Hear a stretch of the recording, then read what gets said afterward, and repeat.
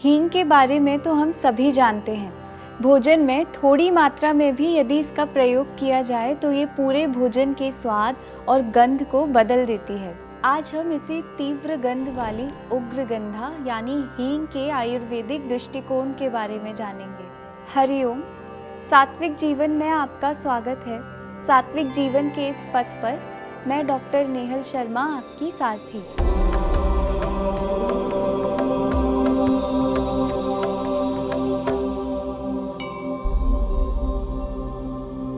हींग को संस्कृत में सहस्त्रवेदी यानी जिसका हजारों तरीकों से प्रयोग किया जा सके, बहलीक, रामट, उग्रगंधा और जंतुघ्न कहा जाता है क्योंकि ये एंटी माइक्रोबियल है।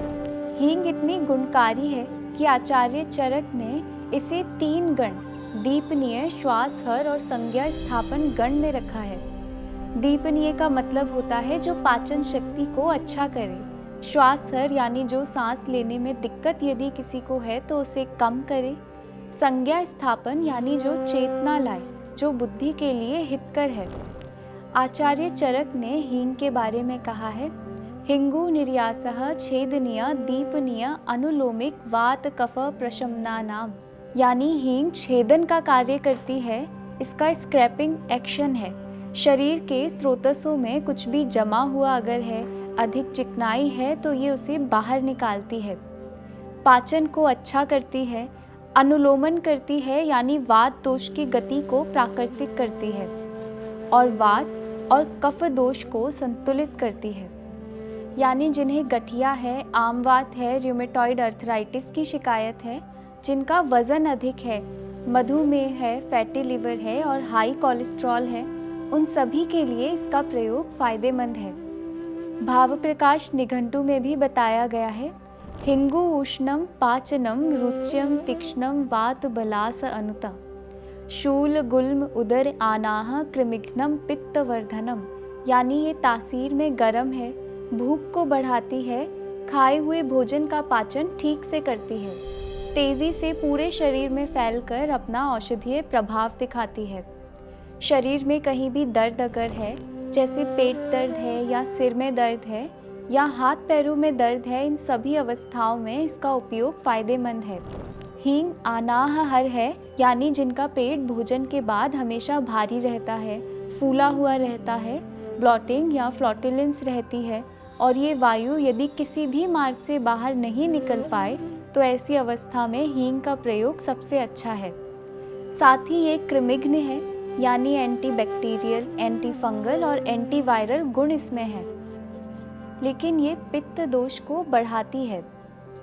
हींग का प्रयोग करते समय कुछ सावधानियां हमें रखनी है, जैसे हमेशा विश्वसनीय स्रोत से ही हींग लेना है क्योंकि ये एक ऐसा आहार है जिसमें मिलावट बहुत ज़्यादा की जाती है।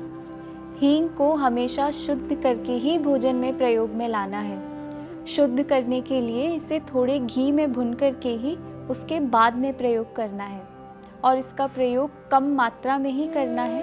पारंपरिक रूप से भी भोजन में बहुत कम मात्रा में इसका प्रयोग होता है क्योंकि ये पित्त दोष को बढ़ाती है। इसलिए जिन्हें एसिडिटी है, गर्ड है या गैस्ट्रिक अल्सर है, उनमें ये दिक्कत बढ़ा सकती है। हींग का प्रयोग बहुत से औषध योग में भी होता है। एक बहुत ही प्रसिद्ध औषधि है हिंग वाष्टक चूर्णम। ये पाचन शक्ति को बढ़ाने में, पेट दर्द को कम करने में बहुत फायदेमंद है। इसका प्रयोग भी घी के साथ में किया जाता है। आयुर्वेद चिकित्सा में बहुत सोच समझ करके अनुपान निर्धारित किया जाता है। अनुपान का मतलब होता है जिसके साथ औषधि लेते हैं, जैसे शहद, घी, छाछ या गर्म पानी या ठंडा पानी। घी के साथ में हींग का प्रयोग करने से इसका नुकसान नहीं होता और इसके स्वास्थ्यवर्धक लाभ मिलते हैं। साथ ही इसकी कार्य करने की क्षमता बढ़ जाती है। हींग का प्रयोग रोजाना भोजन में मात्रा पूर्वक जरूर करें और स्वस्थ रहें। आत्मा और परमात्मा के मिलन की इस सात्विक जीवन यात्रा में हमारे साथ बने रहिए। मैं और मेरा सात्विक जीवन का परिवार फिर से योग और स्वास्थ्य से जुड़ी कुछ नई जानकारियों के साथ आपसे जल्द ही मिलेंगे। तब तक के लिए हमारे इस वीडियो को लाइक और शेयर करें और हमारे इस चैनल को सब्सक्राइब करें। हरिओम तत्सत।